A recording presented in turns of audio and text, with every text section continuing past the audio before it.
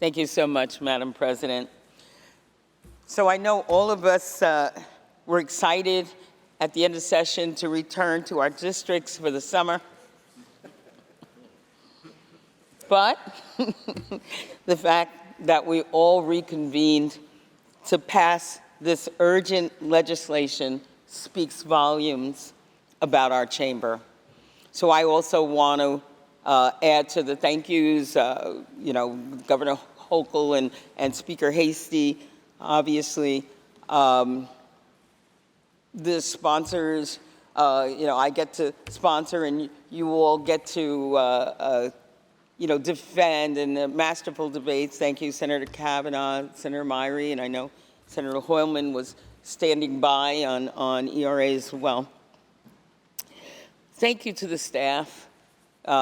Endless hours dedicated to making sure that we do this right.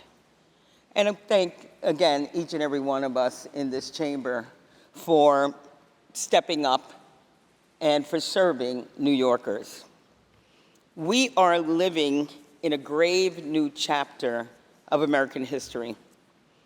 Although our nation has fallen short of liberty, of justice for all, we are always rooted in the power of progress. The past week, though, has upended that progress. For the first time in our recent history, we deliberately reneged on our freedoms.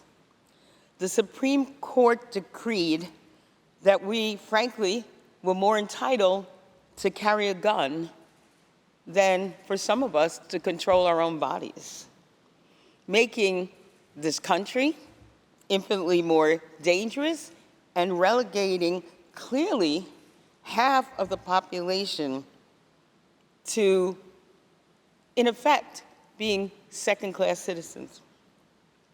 Throughout generations, we've relied on the federal government to set the floor on our civil liberties for our entire nation.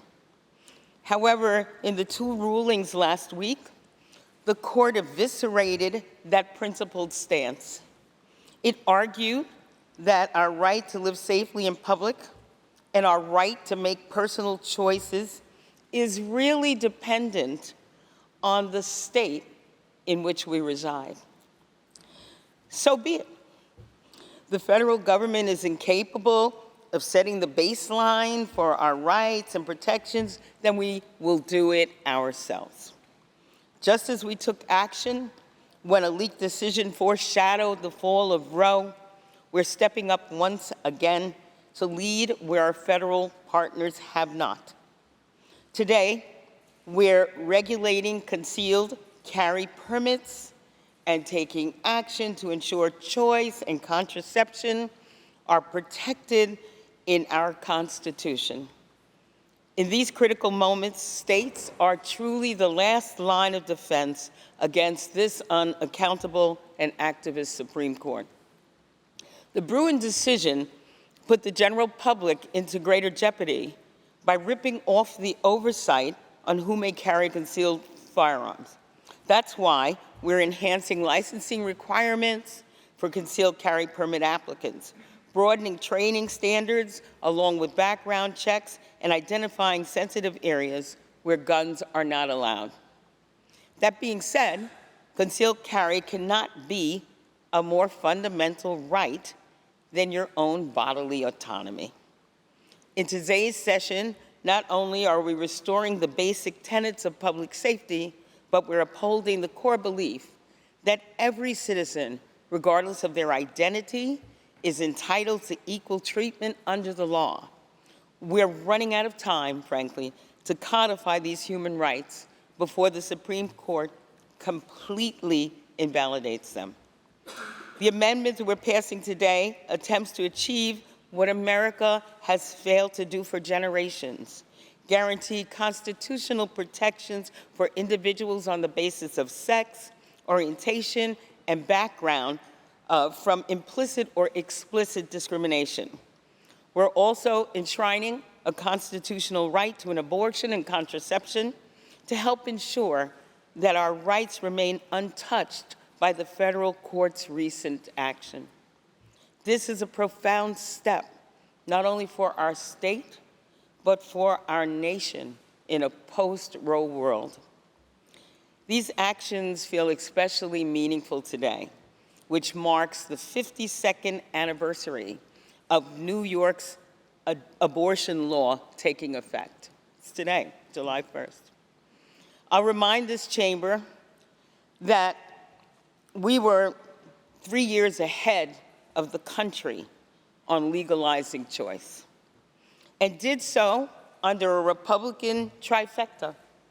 13 Senate Republicans helped bring that bill over the finish line. I want to thank my colleagues today who honored their party's legacy with an affirmative vote. There can be no true freedom if one liberty supersedes all others. Today's legislation offers a crucial response to, frankly, the cruelty inflicted by the Supreme Court by restoring balance to our laws.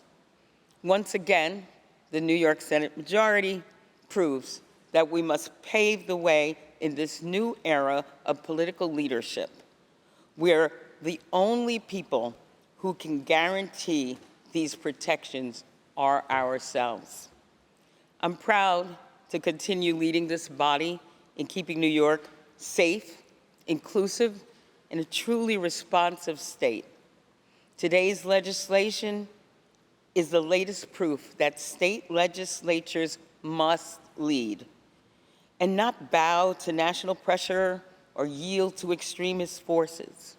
We are committed to doing right by the people of our state. And here in New York, we will always step up on behalf of our constituents and New Yorkers' best interests. So, Madam President, I vote aye.